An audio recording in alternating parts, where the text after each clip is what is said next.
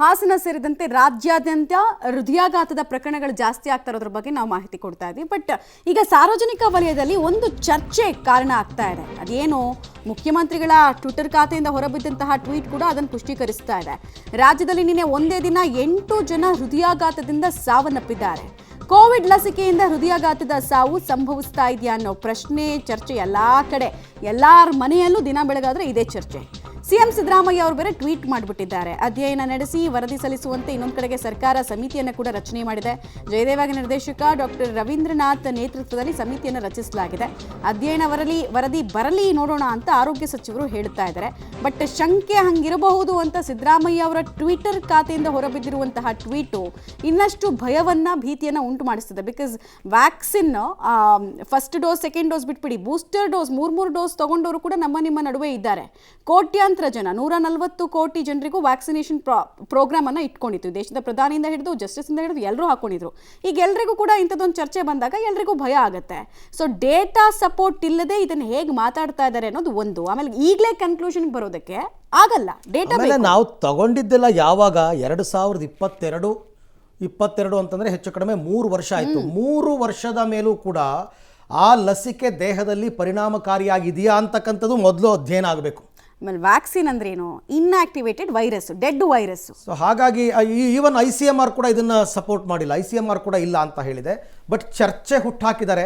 ಜನರಿಗೆ ಏನು ಗೊತ್ತಾ, ತುಂಬ ಜನ ತೊಗೊಂಡ್ಬಿಟ್ಟಿರೋದ್ರಿಂದ ವ್ಯಾಕ್ಸಿನನ್ನು ಆತಂಕ ಅವ್ರಿಗೆ, ಅಯ್ಯೋ ನಾನು ತೊಗೊಂಡ್ಬಿಟ್ಟಿದ್ದೀನಿ ಅಂತ ಅಂದ್ಬಿಟ್ಟು. ಸೊ ಆ ರೀತಿ ಏನಾದರೂ ಆಗಿರಬಹುದು ಅಂತ ಅನಿಸುತ್ತೆ.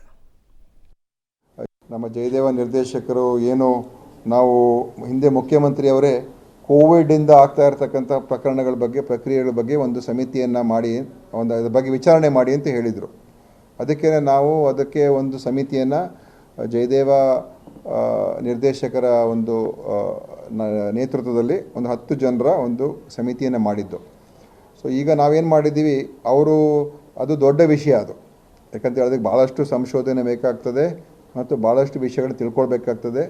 ಅದು ಕೇವಲ ರಾಜ್ಯದಲ್ಲ, ರಾಷ್ಟ್ರ ಮಟ್ಟದಲ್ಲಿ ಕೂಡ ಅವರು ಕೇಂದ್ರದಲ್ಲೂ ಇದನ್ನು ಮಾಡಬೇಕಾಗ್ತದೆ. ನನ್ನ ಪ್ರಕಾರ ICMR ಅವರು ಕೂಡ ಈ ಎಲ್ಲ, ಯಾಕಂದರೆ ಇದು ಭಾಳಷ್ಟು ಡೇಟಾವನ್ನು ಅನಲೈಸ್ ಮಾಡಬೇಕಾಗ್ತದೆ. ಸೊ ಅದೇನೇ ಇರಲಿ, ಅದು ಆ ಸಮಿತಿ ಒಂದೇ ಇದೆ. ಆ ಸಮಿತಿಗೆ ನಾವು ಇದನ್ನು ವಹಿಸಿದ್ದೇವೆ. ನೀವು ಇದನ್ನು ನೋಡಿ, ಈ ಹೃದಯಾಘಾತದಿಂದ ಸಾವನ್ನು ಏನು ಅಪ್ತಾ ಇದ್ದಾರೆ, ಅದಕ್ಕೆ ಏನು ಕಾರಣ, ಏನಾಗಿರ್ಬೋದು, ಏನಾದರೂ ಇದಕ್ಕೆ ಬೇರೆ ಏನಾದರೂ ಕಾರಣಗಳಿದೆಯಾ, ಅಥವಾ ಅವರ ಬ್ಯಾಕ್ಗ್ರೌಂಡ್ ಏನು ಅಂತೇಳಿ ಪ್ರತಿಯೊಂದು ಒಂದು ವಿಚಾರಣೆ ಮಾಡಿ ಒಂದು ವರದಿ ಕೊಡಿ ಅಂತ ಹೇಳಿದ್ದೀವಿ. ಈಗಾಗಲೇ ಅದನ್ನು ನಾವು ಅವ್ರಿಗೆ ವಹಿಸಿ ಒಂದು 10 ದಿವಸದ ಒಳಗೆ ನಮಗೆ ಪೂರ್ತಿಯಾದಂಥ ಮಾಹಿತಿ ಕೊಡಿ ಅಂತ ಹೇಳಿದ್ದೀವಿ. ಕೆಲವು ಮಾಹಿತಿಗಳು ಬಂದಿದೆ.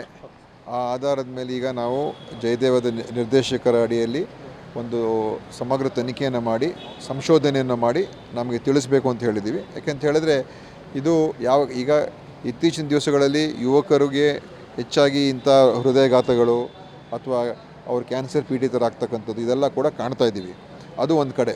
ಆದರೆ ಹಾಸನ ಪ್ರತ್ಯೇಕವಾಗಿ ನೋಡಬೇಕಾದ್ರೆ ಇಲ್ಲಿ ಏನಾದರೂ ಬೇರೆ ಕಾರಣಗಳಿದೆಯಾ, ಪ್ರತ್ಯೇಕ ಕಾರಣಗಳಿದೆಯಾ, ಅಥವಾ ಇಲ್ಲಿ ಏನಾದರೂ ವಿಶೇಷವಾದಂಥ ಒಂದು ಸನ್ನಿವೇಶನ ಏನು ಅಂತ ನಾವು ನೋಡಬೇಕಾಗ್ತದೆ. ಮತ್ತು ಇದೆಲ್ಲ ಮಾಹಿತಿಯನ್ನು ಸಂಗ್ರಹಣೆ ಮಾಡಿ ಅವರು ನಮಗೊಂದು ವರದಿ ಕೊಟ್ಟ ನಂತರ ನಾವು ಹೇಳೋಕ್ಕಾಗ್ತದೆ.